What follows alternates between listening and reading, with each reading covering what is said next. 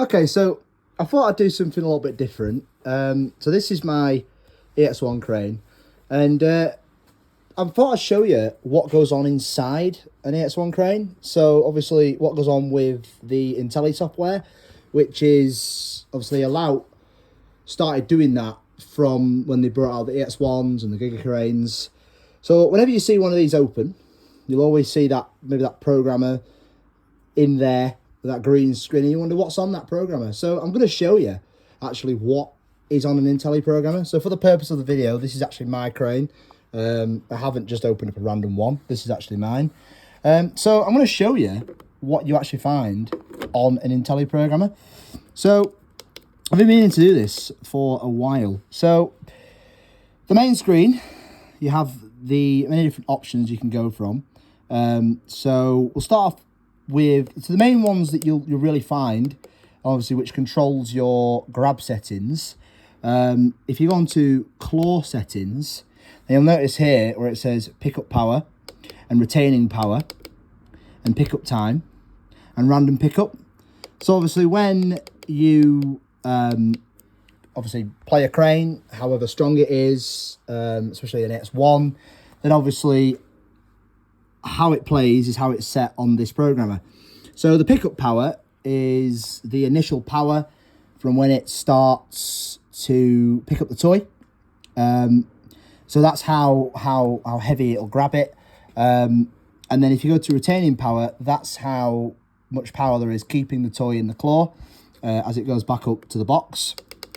And then if you look at pickup time, again, that is how long the claw will keep hold of the toy. So in the current settings I've got on here, obviously I've got the pickup power on 60%, the retaining power on 20%, and then I've got the pickup time on 1.1 seconds. So I will go and put a free play on, and I'll show you how that plays. So if you go in the menu, and then you go to manual control, which says one free game, a game with bonus, and bonus till win. So I'll put a free game on, and this is how it plays on the current settings. So I'll just go for that Thanos right there. That was a bit of a poor grab. So that wasn't a good example, because that's how I've got the motor speed set on. So under manual control, you do have a free game, you have a game with bonus, and you also have a bonus till win. You also have standby as well, which if I turn this on, if you ever see an EX1 where the panel is like that, then that's because it's on standby. So obviously you probably, as an operator, you would put it on standby if there's something wrong with your coin mech, whether there's something wrong with your gantry, something that makes the crane unplayable, then you'll put it into standby, right? It probably makes more sense turning the machine off, to be honest. It saves power for, you're not forking out power on a crane that's not working, but you still got it turned on. But if you were to obviously do that, then you just put it on standby. Obviously that. So if you ever see an EX1 panel or a Giga crane panel or any Intelli run crane, so either a big one, Giga crane, any custom Alout cranes you might see, then the most common one being an EX1. If the panel's like that, then that's because it's in standby. So simply take it off standby and your credit display will come back on. So a bonus to win is if you select that, then obviously it will keep playing till you have won. So it'll act like a prize every time. So if you select that, then you will win a toy until you win one, if that makes sense. So it'll keep playing. It'll be like a prize every time. And then obviously game with bonus is the same kind of thing really. It'll win on that go you set it on. So you might see it where an operator's, if you've won after you've called an operator over to the machine or something like that, then obviously they may press game with bonus if they're generous. That'll just select payout, and then obviously one free game is just a free game, so it's like putting a coin in. So that's your manual control. So I've already gone through claw settings. Payout information is interesting. So this is where it shows you the percentages that the machines are currently showing. So as you can see, current percentage on 22, set percentage 20%, and obviously the estimated price out, that's another interesting one. So you can actually You can set the price of the product cost. I haven't really set it. It's a bit randomly set up at the minute. But if you were to put like new plush in, like Mario at the minute with the movie, you probably put that at about £9 payout. So that is where your payouts all calculate themselves through the payout information. And then there is also grab success as well, which basically it just shows the operator really. That's something for the operator where it's showing them how much that it's been grabbing and paying out. And then obviously that shows you there how many last wins there was, which on this case was 3 games ago. And then you can also have an option to calibrate it as well. So, if you notice on an EX1 when you see the top lights flashing on and off continuously, then that's most likely the cause of that is because it's actually overpaying. Which is obviously, that's an easy sort. Obviously, you just go and calibrate it, and then obviously you adjust the settings to how, you want them back. It may be that, there are toys in there that aren't a bit too light for the claw, the type claw. Obviously, I've got a D claw on that at the minute. You can get many different types of claws for EX1s and IntelliCranes. But if you've got, say, like light plush that the claw keeps on winning, then obviously it will overpay. But if it does overpay, then it will stop the customer from putting any more money in, which is a good setting. We also have credit values as well. So this is where you set the price of play on the CoinMech.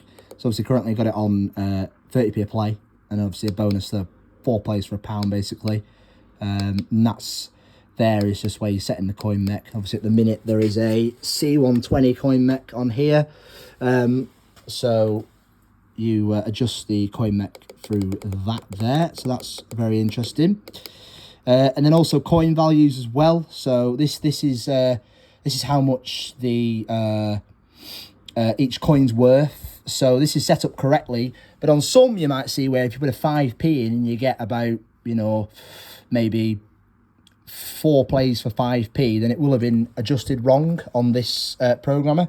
So it's important that if you have it on what you say it's on, which is either 30p or £1 for 4 plays, and you have this set up correctly, because otherwise you may lose a lot of toys. This here is bill token values, but that's if you have a note acceptor on it. Obviously that's if it's American, but obviously this is a UK crane, so that's nothing else. And this is interesting as well. So this is game settings. So currently having 20 seconds of play for the that's how much game time you have. 4 directions, that's if you have a joystick installed on it. Command mode, that doesn't really do anything, to be honest. Carriage jump as well. This is all if you have a joystick installed. Play with nudges is very interesting as well, because that allows you to go forward more than once.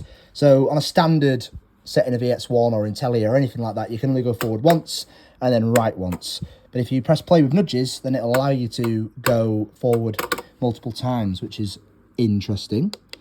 Return diagonal, so that's basically, you'll notice on these EX1 cranes and any other Intelli cranes, when it returns, it'll return diagonally, but you can turn that off if you want to maybe save your, cogs or whatever else from maybe wearing out over time, because it does do that on return diagonal. Stop and drop, so that is if when the claw comes back to its home position and it lowers when you drop a prize, then obviously that is what stop and drop is. That's something probably worth doing if you have valuable prizes in here, like watches or, heavy items that could potentially break if they drop from being there. So you can have it where the claw drops as low as there on the hand is, and obviously drops the prize in there and softens it from an impact. So you can just adjust that through the plus and minus there as well. Instant replay, so obviously when you have I have multiple chips in here. I've got a big one chip, but then currently in the box at the minute, and I'll show you that box in a minute, I do have the actual original Vengaboys soundtrack for the EX1 installed at the minute. So that basically just allows you to instant replay. So whenever you hear it, when you have more than one play on and you're not on your last play and it tells you to instant replay, then that's the option there. So you can turn that off, but if you want to have it on, then that's what activates that button there. So that's another good feature. Credit limit, so that's however many credits that you're allowed to put on in one game. And then money in limit as well. That's interesting. This is very interesting if you're an operator. So that's how much money you allow to be put in at one time. So that's good as well. Motor speeds. This is another one where obviously if you notice an EX1 that's very slow, it moves very slow, then obviously this is why, because the motor speeds are adjusted accordingly. So obviously you've got forward motor, sideward motor, and up and down motor. And then if you go down here, you've also got the dispenser settings. But again, this is all if you have a ticket dispenser on or any other else on. But obviously we don't have that in the UK. Attract settings. This is again, so obviously when you hear an AX1 attract, then obviously this is where it's all operated from here. You can adjust the volume of the attract. You can also adjust the volume of the game in here as well. And you can also attract the timeouts of the attract. So I've got it on 10 minutes at the moment. Doesn't really need to be on. Attract movement as well. So when you see it moving on an attract, then obviously that's where you adjust that from. And that's that one. And if you go down here, default settings, that's nothing really to worry about. Diagnostics is an interesting one. So this shows you any errors or anything like that. So that's something more for a operator to worry about. And if you want to self-test, this is where it gets interesting. So whenever you put a new claw on one of these gantries, then obviously you have to adjust it through the IntelliProgrammer. So this is currently a Type 3 claw that's on here. So they go up from different values and different sizes. Cord replacement. So if you're ever changing over the cord or the wires through the string, then obviously that will assist you, which is interesting. And then mechanical cycle. So if I press this, then it'll just do its attract. So there we are. That literally just tests the attract and tests the movements of the gantry. I'll probably get copyright strike for this now. There we are. And then the lamp test. So if you press test on that, it just lights up all the lamps. Lights up those there as well. So that's that interesting. Dispenser as well. That's if you've got a ticket dispenser on. And it shows how many coins you put in. So I've reset all that. There we are. And that's pretty much it for an IntelliProgrammer. That's all you get on it.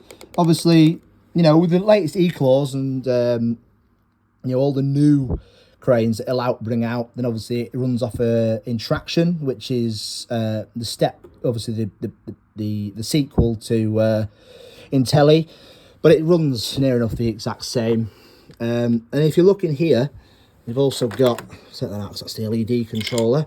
You also have the box. So this is the main Intelli box that you see on most all-out cranes. These are good. They're good boxes. Not good if they fail, because these are obviously obsolete now, and all-out don't make these anymore. But there are companies out there that may still repair them if need be, but it's that's that. So yeah, that's pretty much that video. I wanted to do this for a while, but it's that's just showing you. So whenever you see the green screen when you open up an AX1, that's what it does. So it's very interesting. So yeah, good. Enjoy.